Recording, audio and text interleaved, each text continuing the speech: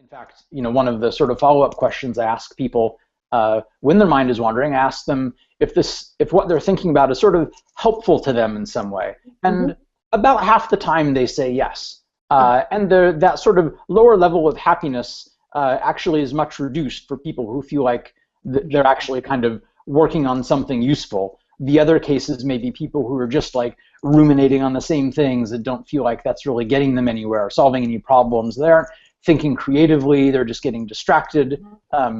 So I think in addition to kind of being smart about when we allow our minds to wander, I do think there's a role in trying to think about focusing our attention towards more productive things and using this capacity to mind wander in good ways. I will just add a third very brief capstone point, which is that one of the interesting things about kind of thinking and mind wandering is it actually seems to be, on average, one of the few things that people really enjoy less when they're singularly focused on it.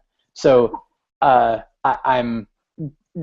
which is pretty cool and kind of interesting, but I think suggests to me, along with some other findings, that even mind wandering at its best is probably never going to be our peak experience. But sometimes it can be useful, and sometimes it can be better than a not so good present reality. But if you're really thinking about what are the sort of the peak moments of my life going to be, they're probably never going to be your mind straying off to somewhere else away from what's going on right now.